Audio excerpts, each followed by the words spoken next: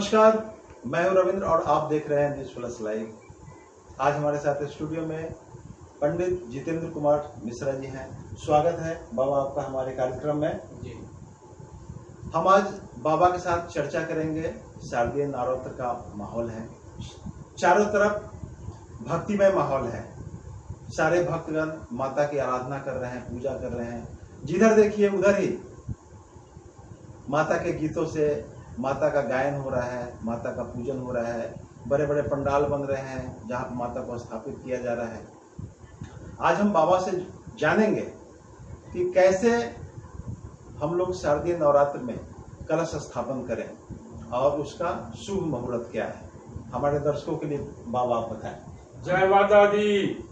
देवी पवन्ना तिहरे प्रसीद प्रसीद मात जगत खिलस्य प्रसीद विश्वेश्वरि पाहि विश्वं तमेश्वरि देवी चराचरस्य। इस शारदीय नवरात्र 2021 में प्रथम दिवसीय 7 अक्टूबर 2021 को कल स्थापना का शुभ मुहूर्त है। शुभ मुहूर्त में हम 3 मुहूर्त को विशेष चर्चा करेंगे इस नवरात्रि में।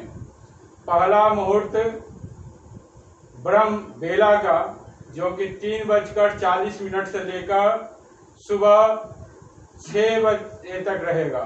दूसरा चौघड़िया, जो कि 7 बजे से लेकर 8 बजे तक रहेंगे। तीसरा अभिजीत मुहूर्त, जो कि 11:26 से लेकर 12:10 तक रहेंगे, जिसमें सबसे उत्तम अभिजीत मुहूर्त का समय माना जाता है। ये सारे शास्त्रों द्वारा मुख्य रूप से स्वीकार किया गया है। तो पूजन कलश स्थापन कैसे किया जाए, इस पर भी जरा हमारे दर्शकों को बताएं। भक्तजन कलश स्थापन करने के लिए कुछ महत्वपूर्ण सामग्रियां होती हैं। उस सामग्रियां में से किसी नदी का मिट्टी या स्वच्छ मिट्टी, दूसरा जौ, तीसरा पूजन सामग्री के रूप में रोली, फूल, अक्षत, सिंदूर, अष्टगंध, ये सब इकट्ठा कर सर्वप्रथम हम लोग मिट्टी को गीले करके उसका पृथ्वी पर वृत्ताकार रूप में या धनुषाकार रूप में सजाते हैं। फिर उस मिट्टी में गीले जौ को फुलाकर और उसमें डालते हैं। पुनः उस पर घट का स्थापना किया जाता है, जो मिट्टी, तांबा, चांदी, सोना या फिर आवश्यकता अनुसार, सुविधा अनुसार उसकी ले सकते हैं। उसके ऊपर कलश में पान, सुपारी, रोली, गंध, द्रव्य और पंचपल्लव, अगर पंचपल्लव का अभाव हो तो आम का पल्लव, दूब और पूसा डालकर उसके ऊपर एक पूर्णपात की स्थापना की जाती है। पूर्णपात के में जनरली चावल, धान या सप्तधान में कोई भी आप रख सकते हैं। उसके ऊपर फिर जटा वाली नारियल में, डंडी वाली नारियल में लाल कपड़ा लपेटकर और उसको स्थापना रखा जाता है। और इन्हीं कर्मों के बाद फिर कलश में महाकाली, महालक्ष्मी और महासरस्वती का आवाहन करते हुए उनका पंचोपचार, षोडश उपचार से पूजा का विधान है। तो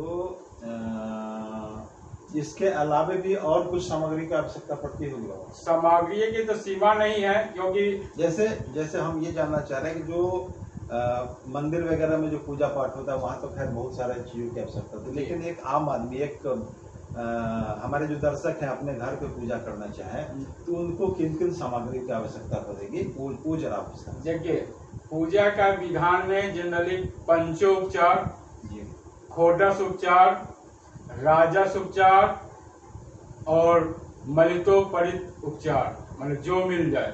अच्छा। चौथा में। तो अपने सुविधा का ध्यान रखते हुए, हमें अपने सामर्थ्य के ध्यान रखते हुए जनरली विस्तृत विवरण तो नहीं दिया सकता है, लेकिन पंचोपचार पूजा का मैं बात बतला रहा हूँ। पंचोपचार पूजा में पान, धूप, दीप, नैवेद्य और चंदन गंध का उपयोग किया जाता है। सर्वप्रथम घट की स्थापना करने के बाद उस पर जल छिड़के, अगर संभव हो तो पंचामृत छिड़क सकते हैं। उसके बाद रोली, सिंदूर, नाना प्रकार के गंध, अबीर, अष्टगंध आदि लगाएं। उसके बाद अक्षत चढ़ाएं। उसके बाद फूल पत्ती जो उपलब्ध हो सके वो चढ़ाएं। उसके बाद पुनः दीप दिखाएं। उसके बाद नैवेद्य का भोग लगाकर और देवी से प्रार्थना करें। ये पंचोपचार का विधान है। एक चीज और जानना चाहेंगे हम अपने दर्शकों के लिए बाबा, कि शारदीय नवरात्र में जनरली दुर्गा सप्तशती का लोग पाठ करते हैं। जी जी। तो दुर्गा सप्तशती का जो पूरा पाठ होता है वो करने में काफी अच्छा खासा समय लगता है। जी जी। और आज के व्यस्तम समय में लोगों के पास समय नहीं हो पाता है। लोग भागा भागी की जिंदगी में चाहते हैं कि कुछ ऐसा शॉर्ट वाला व्यवस्था हो जाए, वो कुछ ऐसा छोटा सा मंत्र हो जिसकी हम उपासना करें माता का, और वो सारा फल हमको दुर्गा सप्तशती का मिल जाए। जी। तो वैसा कोई मंत्र या वैसा कोई आराधना या पूजा है तो हमारे दर्शकों को क्या बताइए। देखिए, जितने भी पुराण हैं उनके छोटे रूप में कुछ मंत्र का संकलन दिया जाता है जी। जिसमें दुर्गा सप्तशती के बुक में सप्त श्लोकी दुर्गा पाठ भी दिया गया है। तो समय अभाववश आप सप्त श्लोकी दुर्गा जी का पाठ कर सकते हैं, या फिर 32 नाम की माला दुर्गा सप्तशती के बुक में किताब में दी गई है। उस 32 नाम माला का जाप कर सकते हैं। तीसरा, सिद्ध कुंजिका स्त्रोत दिया गया है जी। उसमें दिया भी गया है कि जितने भी गुप्त शक्तियां हैं पार्वती के गुप्त अंगों में संचित है, और वह दुर्गा सप्तशती का जो पाठ नहीं कर पाए वह सिद्ध कुंजिका स्त्रोत का पाठ करके और उससे मनवांछित फल प्राप्त कर सकते हैं, और उनको सप्तशती पाठ करने का फल भी प्राप्त हो जाएगा। बहुत अच्छी बात बताई आपने। दर्शकों, हमारे दर्शक देख रहे हैं, और निश्चित रूप से पंडित जी ने जो बताया अभी, हमारा समय व्यस्तम हो गया है, हम व्यस्त होते जा रहे हैं, समय का अभाव होता है हमारे पास।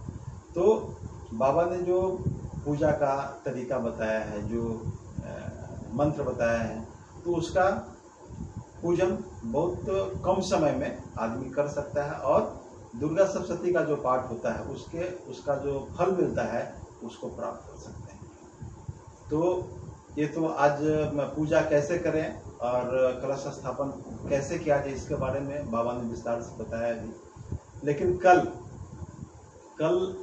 जब प्रथमा दिन होगा तो शैलपुत्री माता का पूजा कैसे किया जाए, उनका क्या आराधना होता है, उनका मंत्र क्या होता है, उनको प्रसाद क्या चढ़ाया जाता है, उनकी पूजा करने से हमें क्या फल मिलता है, इन सब विषयों पे कल हम बाबा के साथ विशेष रूप से चर्चा करेंगे। मेरे साथ जुड़े रहिएगा।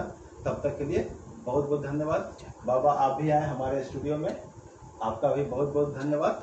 जय माता दी। जय माता दी।